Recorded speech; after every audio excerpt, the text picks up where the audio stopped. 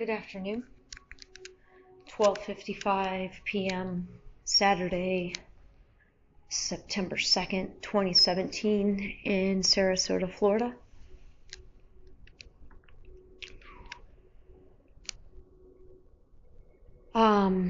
Let's see. Living in these times that we're living in right now, with the level of awareness of the fact that everything's an illusion, it is absolutely terrifying for the character of Alyson when she falls back down into what Sri and Kira called density consciousness, into the game board of third dimension, earth, physical only based, money based, external validation based, personality / ego based. It was not an enjoyable life for her when she was in that world without yet having remembered that this is just a small part of a much bigger picture, much bigger story. It was unhappy, and it was stressed and inefficient and lonely. But now, with the added layer of awareness of knowing better, and with nothing left to do but simply break habits or create new habits of spirit-based, that replace the habits of physical-based, they're dimension-based, it's damn near torturous. It's the only way to describe it. And I didn't have the benefit. Alyson didn't have the benefit of this ability to have a comparison until she experienced, for the first time in this particular life, a truly extended period of time of genuine joy and happiness and confidence and self-love. I mean, all these things that she'd been seeking her entire life, and took the very real leap of faith and used all the resources that she could of her own to give herself the ability to feel that and create an experience, albeit not even a year, of being in this place where it wasn't practiced. And the only reason she was able to maintain it for that long was because she was pretty damn isolated. I don't know that she saw anybody in the months of June, July, August, September, like in 2013. Maybe some people at the Y, but I think the majority of the working out was being done outside. I can think of one older elder in the community here, but she was isolated. So she's overly sensitive. She picks up on all kinds of things that are beyond the physical. And worse, she doesn't know yet how to protect her energy. She doesn't know yet how to maintain that self-love in the face of adversity, most notably when the adversity or the challenge or the judgment or the criticism comes from somebody that is absolutely close to her. Somebody that should, quote unquote, know better. And it makes it like unbelievably, unimaginably, like I truly cannot imagine scenarios more challenging for the character of Alyson and what she has created. And it makes sense because that character sought out challenge.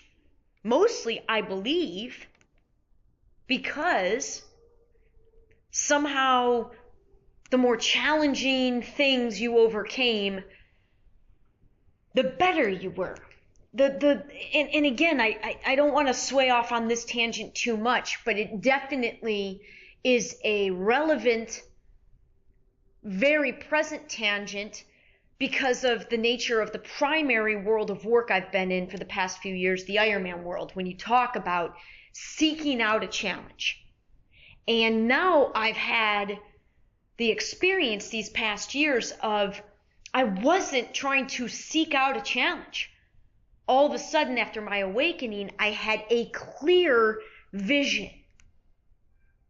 A clear vision and an understanding that the human character is just a conduit and that the higher energy, the light, source, God, whatever, the universe, the cosmos, whatever you want to call it, that's the driver. That's the one that's truly, you're a conduit of that as the human personality. So when I set out in 2010, very consciously, to create a different story, everything changed foundationally. But on the surface, it looked to be just the same, and all the habits were make it hard, because the harder it is, the better I am, the stronger I am. That external validation, the medal, like whatever you overcome. And I never really understood, truly, somewhat what real challenge was, like not sought out, like life challenge, like life dealing you a hand of crap. And again, now as part of the awakening, I did understand, Alyson, the human, did now understand that the soul level chose specifically all of us these circumstances that we find ourselves in. We chose these challenges and to experience these challenges. However, there is a difference when in the human form you consciously go seeking for a challenge, say, for argument's sake, to physically put yourself through a full Ironman event, and when something like Hurricane Harvey comes and affects your life. And the very real challenge that is. Real. Real meaning there's no better than in this world. There's no right, wrong, better than. There's just different. Infinite different experiences and paths and choices being made. And the reality is the cosmos and the way that the energy works, it is all just. But as we awaken, we can begin to more maturely acknowledge that the physical dimension is not a level playing field. And to pretend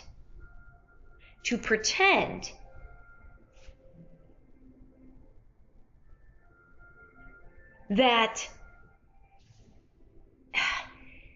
it's not a level playing field, and to pretend that it doesn't matter if you've got the advantage on that playing field is just ridiculous. It does matter. It absolutely matters, especially in the dimension of 3, where physical matter is what defines. We're in a physical reality in this time-space dimension. It matters. And again, souls that are experiencing lifetimes where they're at a distinct disadvantage in the physical only world chose that. Now I'm growing to believe those souls chose that because when they would remember that the playing field is equal in the greater reality, the greater truth with a capital T.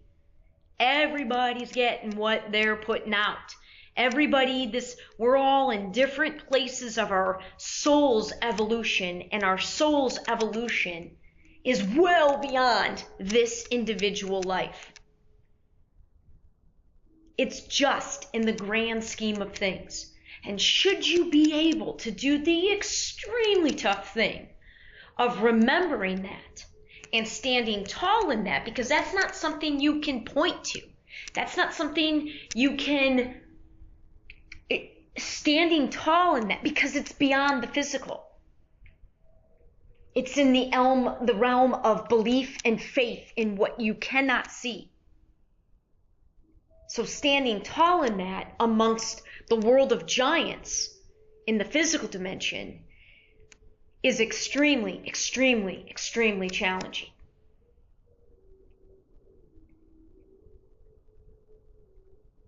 It matters to help. I want to help make, with this greater awareness that I have, first and foremost, it'll all come together, and I will be able to do the work I dream of doing when I figure it out for myself. Because this is exactly where I'm at. I know real challenge now. I never knew paycheck to paycheck, and I'm no longer paycheck to paycheck. My situation now is very, very, very different than it has been for the majority of the past 4 years. But it has given me a perspective that I could always empathize with, but that I hadn't really directly experienced. And now I am faced with, I guess you could say, the physical reality of my situation, and which I don't want to, I don't feel like I want to get off on much more of a tangent. I just am, I am processing another break from the man, I don't want to say the man of my dreams, because the truth is,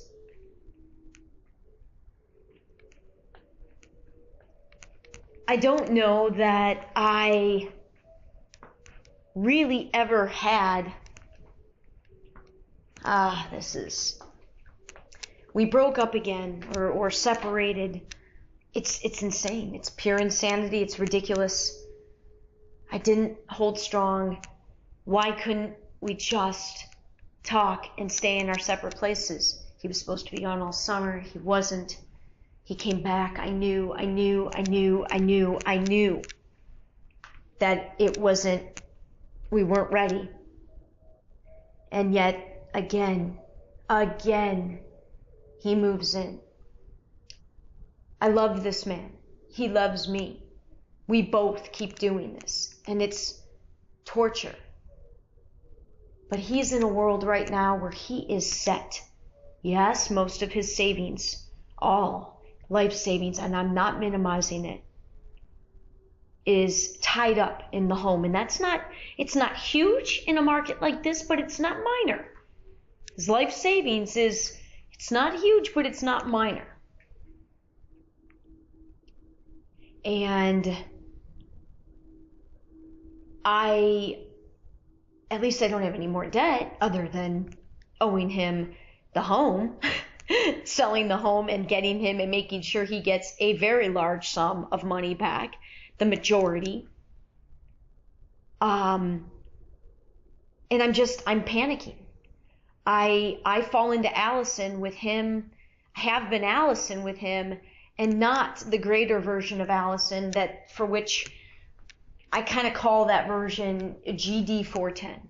And I'm not going to explain why, but that's the name I give to the greater part of me, the more expanded version of me that knows that Alyson is a character. I can intellectually,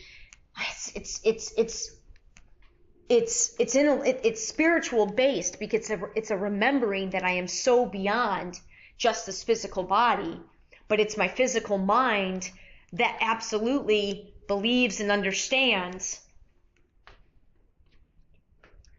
that I'm more. I can intellectually say I have remembered spiritually that I am more. The essence of me is more. But the patterns and the momentum of the energy of the character of Alyson are deep, deep, deep. Almost 42 years old, so into 4 decades, very, very active mind, very active mind, a very complex mind, a very deep capacity to love and care, an enormous ability to dream, big, world-changing dreams. And in the times we're living, in the past 4 years, what I have noticed is when I lose sight of GD 410 and I fall back into Alyson, it's terrifying. It's terrifying. Because in third dimension, Alyson is beyond nobody. She got nothing in third dimension by that world's definitions of what a woman should be and is in life. I don't have a career. I don't have a bank account filled with money. My name is on this home, but trust me, it is far from anything but a huge thing over my head right now. And I know I made the right choice in actually buying it because I know it. And that's a whole nother story. I'm not a mother. I'm a recent pet owner, which has, I think, happened to help give me greater empathy of what mothers, greater empathy than I ever had prior to caring for animals. One of them becoming sick in the very short amount of time I've had him. And nurturing a sick animal that can't communicate while your own life is in disarray. Oh, I have again, that's a whole nother tangent, a whole new level of appreciation, compassion, and understanding extended out to mothers and fathers, and especially single mothers and single fathers, and especially those with troubled kids, whether it's in one way or another. So there's very few reflections back for me for the journey that I am consciously on. I am living every moment to try to be the example through and through of the kind of world I want to live in. I don't want to live in a money-based world. I want to live in a world where it is recognized that money is energy. It's just one form of energy, not the be-all, end-all form of energy. Ideally, I'd like to be in a world where our exchange of energy goes beyond this arbitrary piece of paper, which barely exists anymore. It's more the zeros and ones on a computer screen, which at any moment could go away, but somehow everybody forgets that what happened in 2008, not even a decade ago. And somehow believe that the rebuilding up of all these bank accounts and still utilizing these corrupt systems, of which nobody ended up being accountable for the massive fraud carried out on the masses by the few. I want to be part of something truly different. My life is that, and I can't convince or prove or waste energy trying to convince or prove anybody. I have to just hone that and be that as strong a vibration, honestly, as strong a vibration as quietly as I can. And trust that my tribe, that the others out there who are really wanting to be something different. And what does that mean? That means coming back as individuals. We don't need these corporations. We don't need these banks. I'm not going to say we don't need jobs, But the money, there's plenty of money on this planet, may be held in a relatively small percentage of hands, but it just takes a very few number of those hands with money to begin to help get momentum going in a different direction, utilizing it as a bridge. And I just have to trust that that will all come. And the truth is, my relationship with this man that has been characterized mostly volatile, to be honest, we've probably been apart almost as many total months as we've been together. Now, this last separation was going on 5 months, and the separation we're about to go on should be probably the end for the foreseeable future. I don't think we should even come back to reevaluate anything in the form of serious, in the form of coming together. Let's call it that. We're not ready to come together for at least a year. And that's about the time frame I have before I'm going to have to put the house up for sale. And I'm panicking. Alyson is panicking.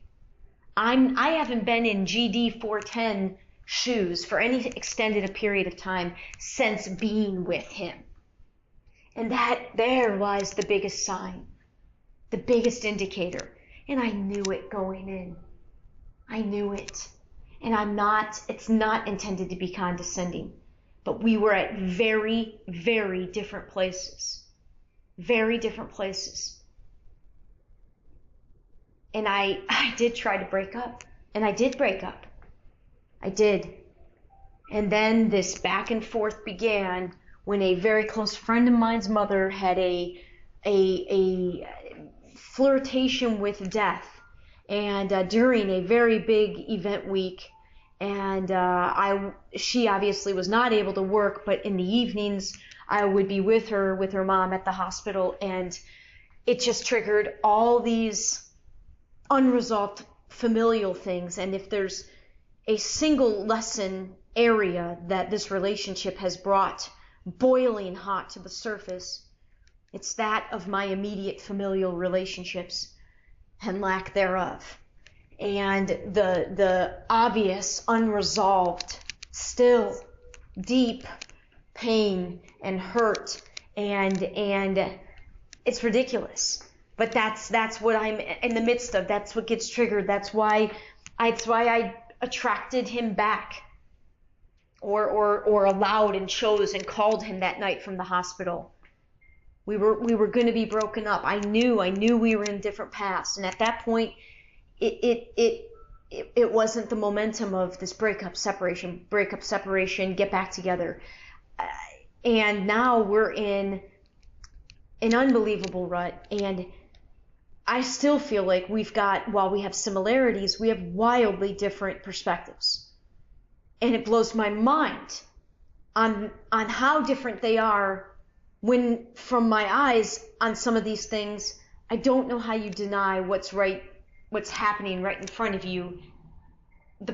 It's like I'm turned all upside down and tangled all inside out as a result of this love and this relationship, and the seemingly opposite end of the spectrum in many ways both of our personalities are, but the genuine love and the deep connection that we obviously share.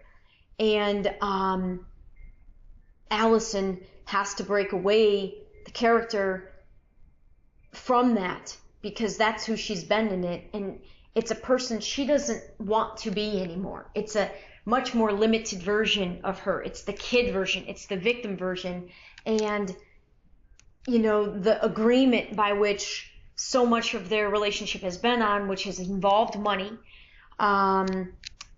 in terms of him stepping in with only intentions to help, only being guided by love, it has, I don't know. Let's just say we've got to remove that from the world that we're in right now. We have to remove that factor, and the only way that gets removed now is to sell the house. And I'm about to pay insurance and taxes for the next year or so, and he and I have an agreement that I have to have money in his hand by January 1st, 2019. That's where the agreement stands right now. And which means I've got about a year to get back to GD 410, to get back to this vision that was so clear when I started and very strong when I was isolated. I have to rise above, because the character of Alyson, I swear to God, she will go insane. She will either go insane or give herself a heart attack with her extreme sensitivity and what she knows is the greater truth, but when she gets stuck in the rut of the character, of the ego. And it is terrifying. And Alyson doesn't have much of a support network, understandably so, that can hold any space physically for it. Her guy tried and did arguably better than most, but not really, because the intensity of the verbal exchanges that went on and how much their energies, because he's equally intense in a different way, fed off of one another. What you would think would be a help, actually having somebody stick, actually having somebody be there to hold the space, if they're not really holding the space and it's just igniting, it's not really, is it really helping?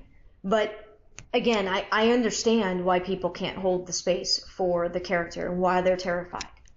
My own family, nobody other than my local network has come to see me, even though I've had an invitation.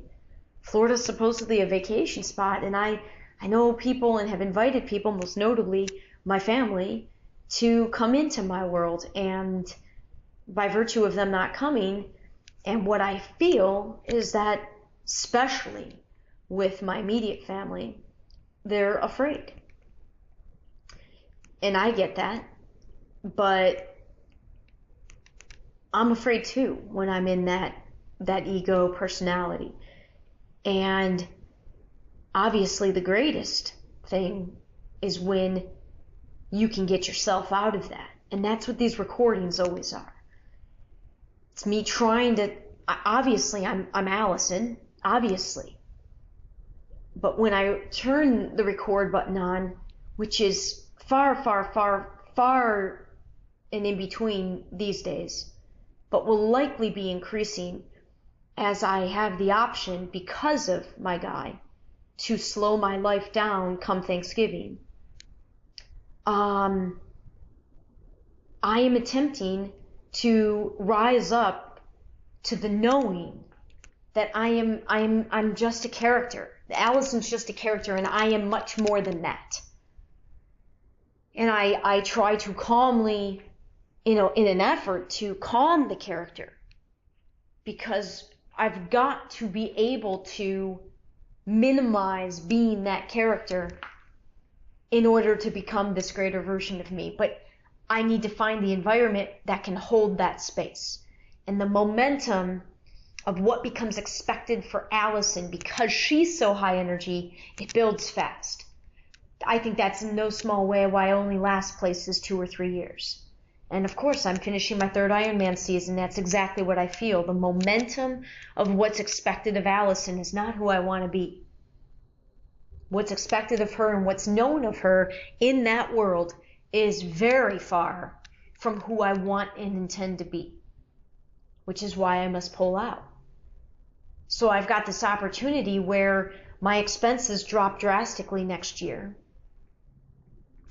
And I was working under the illusion that he and I, my guy and I, were going to be okay here, even though he didn't want this house. He did this for me. And I cannot tell him or do any more to express or demonstrate my appreciation. And I will continue to do so well into the future. But I really thought we, this time around, could just make this work for a couple years. I don't want to be here long term. I really don't. Florida is a struggle for me, but I know this is where I'm supposed to be right now. And that just isn't possible. He's just not able to do it. He's not willing to do it, and why should he? It's all of his money wrapped up into something that he didn't choose or want. But on the other side of that coin, it's not like he was creating it on his own. His other living situation at his condo with his brother is also less than ideal. And we don't live in a cheap housing market. So, what's tough is I don't hold much clout with any part of what I'm bringing to anything because I don't have money, and that's what's valued. And it's really clear on the surface the one who doesn't have money must be the one that's, more in a bind but let's be honest, it takes two to tango here. He's getting something too, right? And I can't speak to what that is, but he also doesn't want his name on anything. He doesn't want to drive a car. He doesn't want to have any responsibility officially on anything. He doesn't want to handle bills. He doesn't want to do any of that. And yet that's what I was doing, but somehow, so if you don't want to do any of those things, how are you ever going to hold your own piece of property? And he's had property, so it's not like he's not done it, but he's never done it entirely on his own, ever, in his adult life. He's never lived entirely on his own in his adult life. But how are you going to do that? And how do you not place a value on somebody willing to hold that spot? Just because I'm willing to do it doesn't mean I like it anymore. I hate that stuff just as much as he does. But I don't have the luxury to be able to write a check, which holds more weight in this physical world, because it's supposedly observable and real, to then be able to hold the upper hand in whatever thing you've got going on where that's part of the exchange. But if you need both, how are they not equal?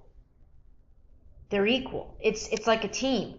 The bench players are just as important. They play, a team is a team. They're just as important. You can say one will have a greater effect.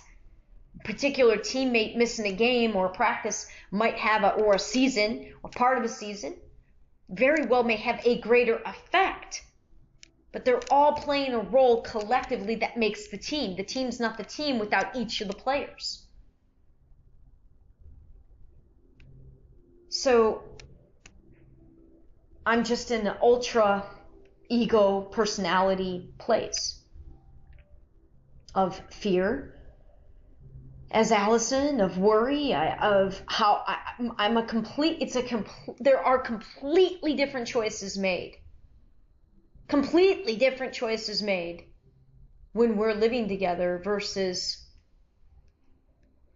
when we're not. And for this to blindside me every time, which it does, it blindsides me every single time. And I think that's simply because I truly won't be getting back with him. I wouldn't be doing it if I didn't have all my energy focused on making it work, doing everything I can to make it work. If I have any little bit of doubt, then it's not going to work. That matters. And then that's why I'm blindsided, because I'm not going in it wanting to give any energy to the possibility that it won't work. I just have this knowing that you deal with it if it doesn't. But that makes the fall harder. But I don't want to compromise that. I don't want to go into situations any longer because it's all, however, by worrying about what may happen. You go in and you have to trust. So I'm highly disrupted right now, and I'm getting ready to leave on another, and this is when the tough stretch starts. This is going to be the brutal, these next 2.5 months, brutal for me. And now with the cat care and him not being here, and it feels like I'm not working for anything. Like I need to be working for something more than just my life. That's what I keep getting caught on. And somehow, even though we really weren't doing anything together yet, kind of looks like it, but not really. We really weren't doing anything truly together yet, but trying to be here physically together. it still felt like I was coming home to something more than me. We were building something here together. I want to build something together. And it's very hard for me to only look out for myself and to only care about myself. But that is the only thing that we can do, because no one else is going to be looking out for you more than you should, because they've got to look out for themselves. It's the only thing that you can control. But here's the kicker. Recognizing that there is a generalization to be made, that the masculine energies that have created these systems where you do, the systems where if you don't look out for yourself financially, man, life gets exponentially harder, exponentially quicker. And when you don't even really believe that you can bring a monetary value to all that matters in life, and how you really want, what you really want to focus and be and do in your world, that's a tough combination. And women generally, we lead with our hearts, we lead with our emotions, we lead with our compassion. We can't even help it. We nurture, we go in groups, we support, we love, we listen. It's not about only taking care of ourselves. We're not wired that way. So many, many women just like me are sitting in positions just like me where we have exceptional amount to give, but we are tremendously limited because we are, and it's for everybody. It's all relative, but we're all just out there barely surviving, and it's ridiculous, and it truly is unnecessary. And I just think that there is an opportunity for those that have, especially those that have significant breathing room. And it's a small percentage. And it would be a big role to agree to carry that role, to be the one that's willing to get some literal money running in some different energy patterns in this third dimension in an effort to truly help people get back on their feet, to truly thrive and not just survive. And you can feel it. And the more you're out there, the more you can feel it. And you can certainly observe it for those that are working and doing everything they can. And for those that are looking for a handout. And that's what's confused me the most. And I wasn't looking. I tried to head. The amount of money that Brandon put up is truly unbelievable. But it never had to be that much. Like, I'm still blown away that of the money in my network, that I'm still really surprised that I wasn't able to attract, when everybody that knows me knows how hard I work and as loyal and as honest as I am. I'm incapable of not giving my all, and certainly would always pay back. But I guess because I'm not looking for pay it back, I'm looking to be an example of pay it forward, Alyson. That's why I haven't, because we don't see it. I'm not saying it's not there. It's absolutely there. It's absolutely there, but I'm still in the energy of paying it back mode, because I've made these choices that have put me in this predicament where to maintain it all, I've had to go outside of myself. I'm not self-sustaining. I'm in the mode of having to pay back. First the credit cards, then Brandon a smaller amount, and now him again in this massive amount for the house. And I don't know, the thought of having to start over again, and now with 2 cats that I no matter how I look at it, I can't yet imagine rehoming them or parting with them, especially not after Shadow how he behaved during this latest break with B and I. So, I don't know, just ramblings for today. I haven't recorded in a long time. Him being gone is absolutely best for us both. But it's also torture. It's both at the same time. There are some serious concerns to be raised when we're in ego energy, but hopefully down the line as friends, whatever, we continue to rise in our energies and we don't combine. We don't come together in those ego energies, because it's not love. I can tell you that. It's fear. It's judgment. It's criticism. It's anger. It's hurt. It's ugly. It's venomous. And very, very hurtful. And shocking because of the love that we have. So I'm just trying to, one, get myself to a more balanced place to get ready to go out of town for 9 days. 2, rise above Alyson. 3, trying to just slow down and shut up, to be honest. And let this come out in a more evolved way than the frantic Alyson character. So, there you go. I don't know if this will get posted or not. None of my latest postings, I want to say for the past 10 of these, I don't think anything's been posted publicly for over a year now, about a year. So, I don't know. We'll see. I'm not tied to where this is guided to be